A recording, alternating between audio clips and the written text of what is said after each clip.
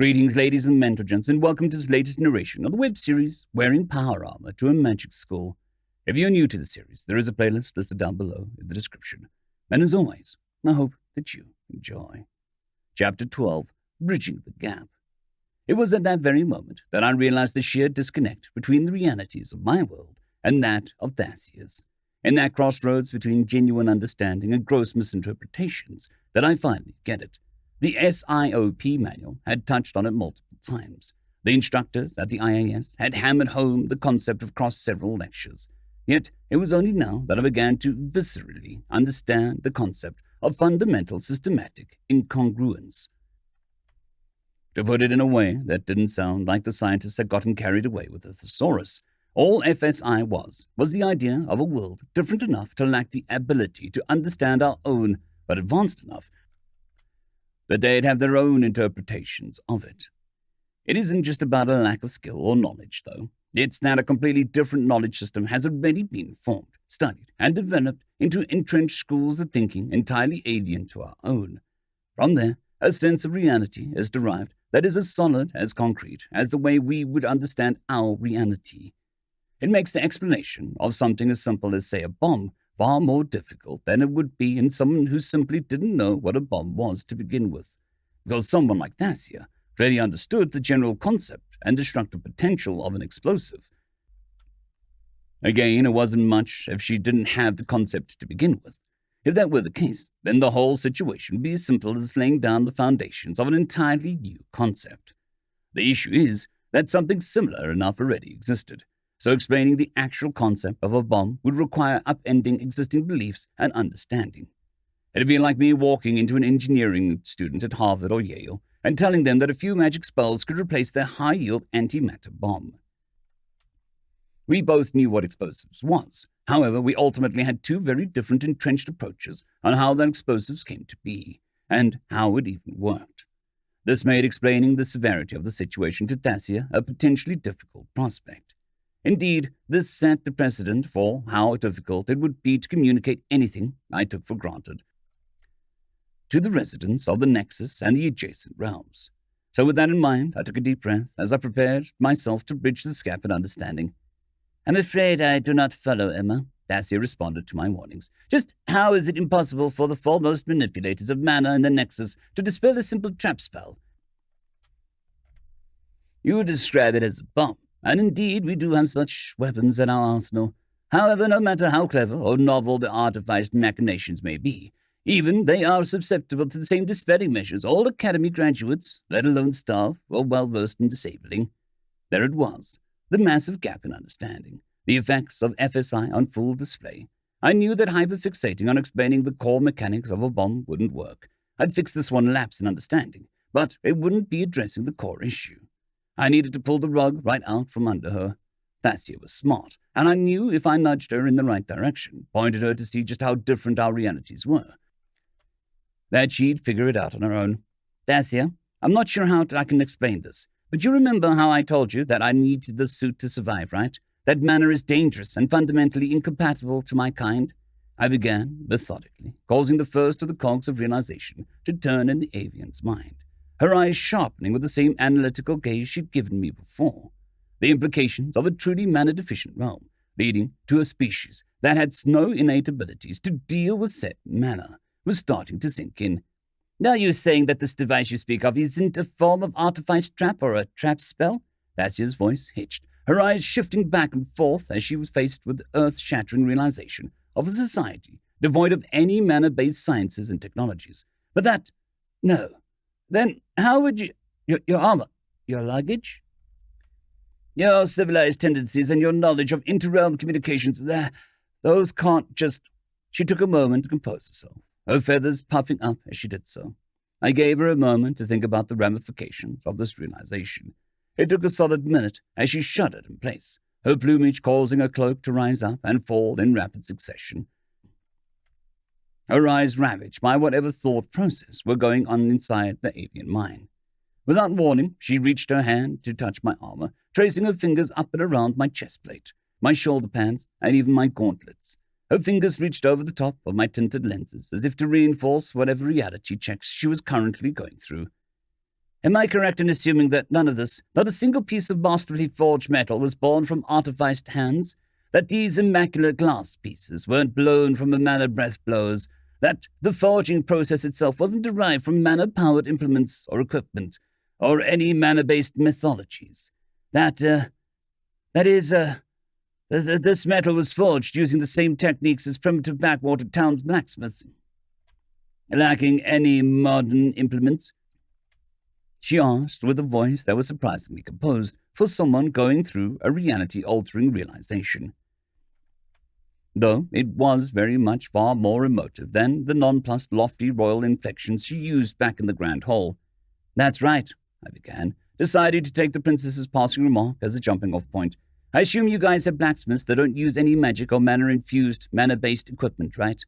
Yes, hence why I brought this up, given how it's physically impossible to craft something so advanced without the usage of mana. All right, I quickly interjected, before the princess could trail off any further.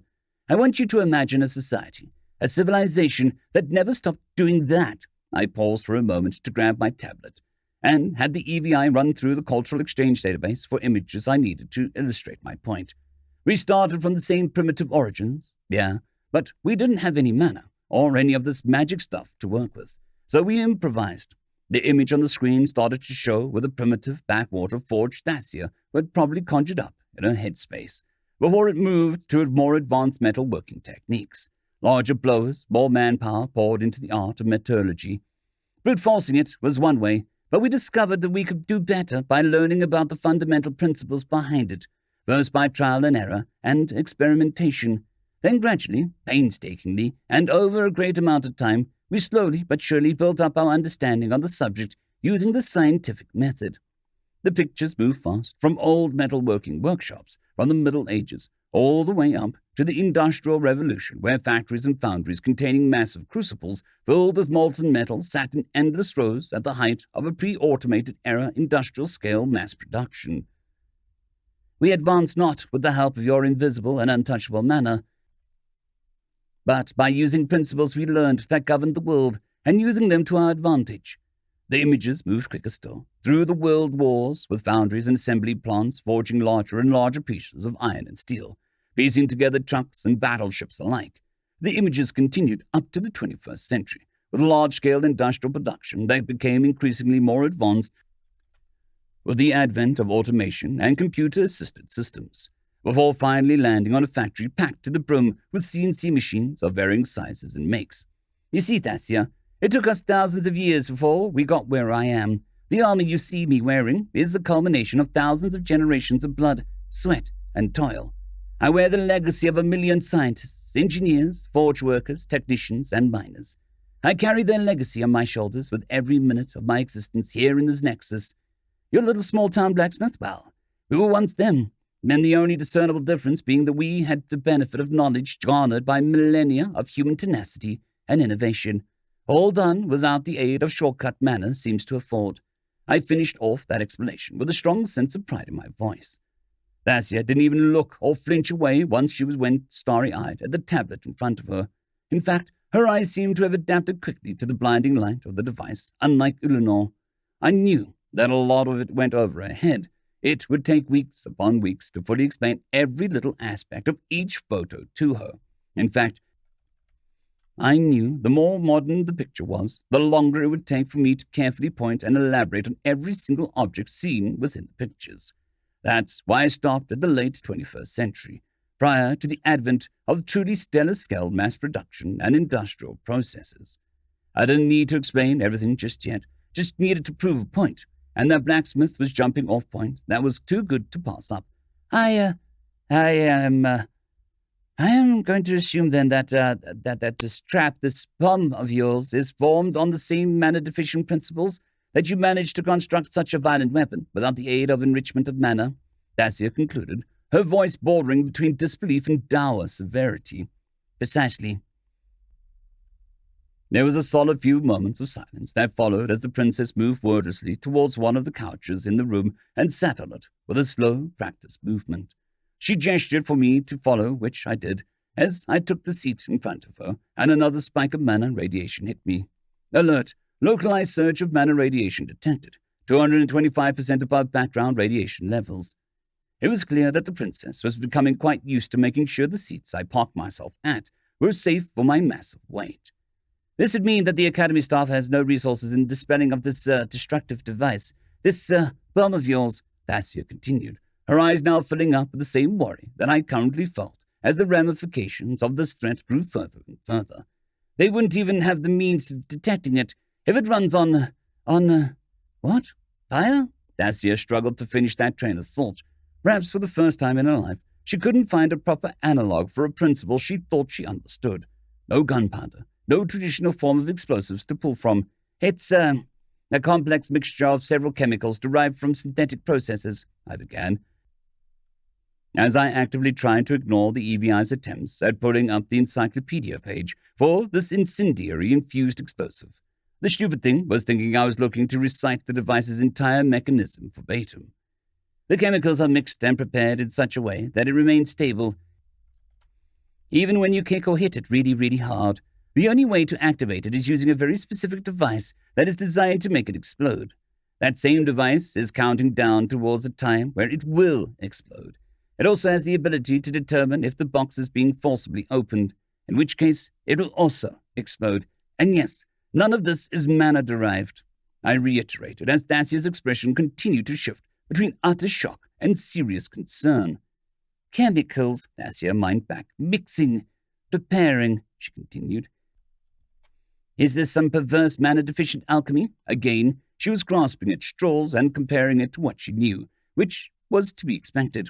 Yes, sort of, roughly. I guess it's superficially similar, yeah. Thacia's gaze pierced through my lenses again. This time, however, it was clear she understood what was at stake. Emma, as much as this goes against social conventions, I believe the situation you find yourself in is unorthodox enough that it warrants unconventional solutions. I approve if you wish to try and get your luggage back. However, understand that it may not be possible, especially at this hour. I suggest we try first thing in the morning after breakfast, Thacia offered. The cognitive dissonance and logical disconnect I felt at the plan was absolute whiplash. It was clear she understood what was at stake now. Heck, she even stated it outright. The fact that she wanted to wait this out just didn't click with me. In the morning, Thacia, whoever took the damn containers, could be working on prying it open as we speak. We're risking someone getting seriously hurt, or worse, if we don't do something about this now, I shot back.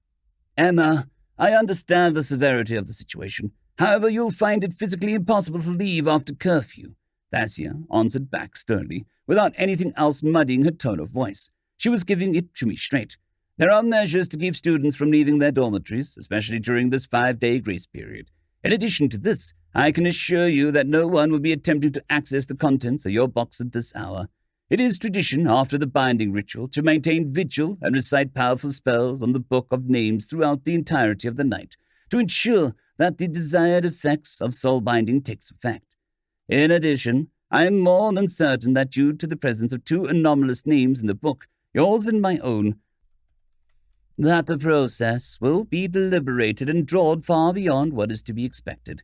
Emma, the avian paused, making sure to emphasize her point by maintaining unflinching eye contact with me through the opaque lenses. You must trust me and compromise with me in this particular matter. I am certain that we have time.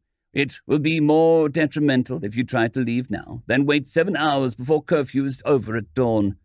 With a solemn sigh and attempt at a smile, the princess shifted gears back into an attempt at empathetic connection. This night has been hard on us all. I do not want to see you breaking on day 1 of the academy before class has even begun.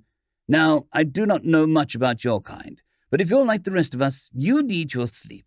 So please. Thacia practically pleaded with a mouthful of coos and whirs ending off her speech. I remained silent, giving the princess's words genuine consideration. She was the only reliable source of intel I had on how best to move forward with any sort of operation I wanted to conduct within the academy. The name of the game for my mission was long-term recon, bordering on infiltration. I needed to extract as much as I could from this whole lone New Realm candidate quest the Nexus had vaguely demanded of Earth. Making friends along the way and connections to those near the top of the pecking order of both the Nexus and the adjacent realms was a bonus. Garnering long-term assets and allies was something I didn't see myself accomplishing until much later. But as it turns out, connections are just as important here as they are back at home. Going in guns blazing, rampaging through the halls and sneaking through uncharted and potentially hostile territory was something that would endanger the entire mission. I had to give Thasia's suggestion a shot. I took a few moments to consider my options. It was at that point that I finally noticed the 10 push notifications from my EVI as it threatened to flood a good chunk of my HUD with its incessant messages. "What is it?" I asked the program, making sure that my voice was again cut off from the outside world. "As per your previous command, I have isolated 4 unique instances of intentional interference and 1 unique instance of conspiracy to theft. I have marked these files and your pending priorities folder for review and further deliberation," the EVI responded in that same no-nonsense, passive-aggressive tone of voice. Without much fanfare, and with the enthusiasm of a vacationer ready to claim the biannual ticket drop for the trip to Alpha Centauri, I instantly opened the folder on my tablet, going through each of the 4 unique instances mentioned by the EVI. The video feed was cut, edited, and highlighted to display each suspect interaction between the members of the Academy's faculty and my containers. The footage started the moment the crates found themselves violently flung against the walls of some unknown dungeon-like room after exiting the portal. It continued, showing each of the 9 containers being poked and prodded at by the likes of several unknown members of the staff, with Container 10 always in view of each of every cut of footage. It was a level of suspicion and curiosity that I'd more or less expected from the Academy, and honestly, if they had left it at that, I wouldn't be that annoyed by it. Yet, as the video continued on, it was clear that they had some unexplained fixation on Container 10. It was after a full 10 minutes of footage that I finally moved to the file marked Conspiracy to Theft. This one file had perhaps the most damning evidence of all, and in fact confirmed all my suspicions in addition to Thasia's own predictions. I quickly shot a glance at Thasia as I turned the tablet around for both of us to view. "Thasia," I began, "you need to take a look at this." Her avian eyes locked onto my screen as it began playing the footage that showed Container 10 in plain sight. 3 figures stood next to it, with another figure in the far upper right of the screen hidden from view, but clad in a signature blue robe. Whilst the identity of the figure hidden from view was to be decided, the 3 figures currently in view and collectively staring at the container was undeniably the black-robed Maltaroy, the female elf, and the half-hour prior, and her armor-clad gargoyle. "I would have preferred to study everything. However, it is clear that the Earthrealm has a tenacious penchant for independence. Removing more than a few of her belongings would be more than likely trigger a violent reaction, befitting of her less than enlightened primitive tendencies. Such is the nature of New Realmers," Maltaroy unabashedly announced, causing my blood to begin simmering once again. "They are territorial, bloodthirsty, and they act more like a pack of wild animals laying claim to land and property, like the unruly dragons of the realm. As such, I deem it wise to remove only 1 item from her strange collection of eclectic boxes." Maltaroy pointed towards Container 10, and not once made contact with the box, relying solely on the female elf and the gargoyle to shuffle and move it around. "Professor, this is outrageous," an unseen voice uttered from off-camera, the same voice belonging to the blue-robed professor. "You're acting like a savage pillager. Please, let us be sensible. If you wish to study her anomalous belongings, then wait until the morning to request as such. To take them and to have your apprentice explain it away as a bold-faced lie is unbecoming of a man of your titles." "Man, Maltaroy interjected with a seething cold annoyance. "I am doing this for your dean. A message must be sent to the Earthrealmer that concessions must be made for insubordinate actions against us. Given your lack of spine, it is clear that I am the only one that would be capable of shouldering this responsibility." "Professor, listen to me. You know as well as I the ramifications of this Earthrealmer's mere presence here.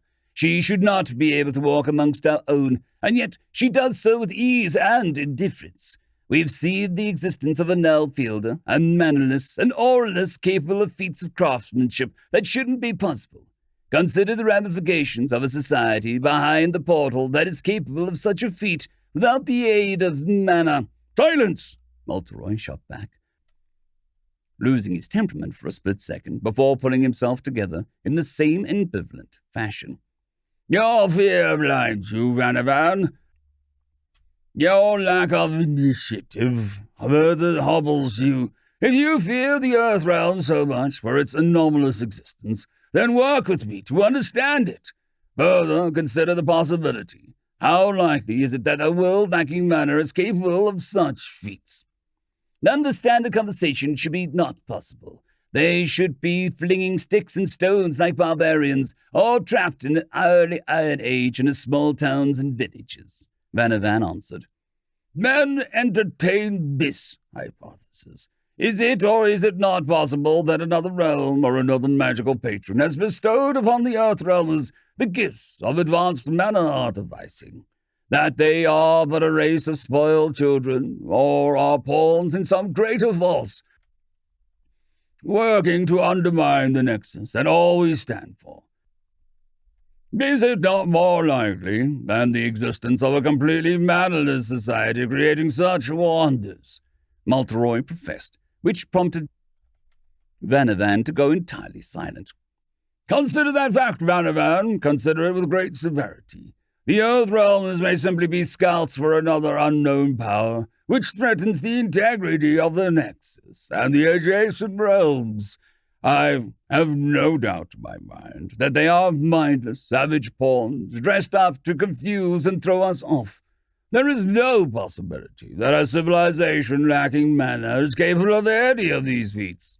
It felt to me like Mauleroy was pushing further and further into his own delusions, as the rest of the containers was slowly carted off, meaning the camera was being carted off as well. "I still don't think it is the best way to move forward, Professor. However, we have more pressing matters to attend to. The binding ceremony's follow-up rituals are already underway. Considering the Tainted One and the Earth Realmer, this might take us a night or two to complete." Vanavan spoke, just as the footage cut off, the rest of the containers and the camera filming the scene being carted off to a set of familiar halls. Vassia turned to me with an expression that was very much becoming the theme of the entire night, one fraught with concern, but blanketed by a general look of exhaustion. "I'm going to assume that this is just another one of your mana-deficient artifices, meant to hold moving images and sounds?"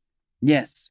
The avian took a deep breath, her exhale generating a small melody in the process.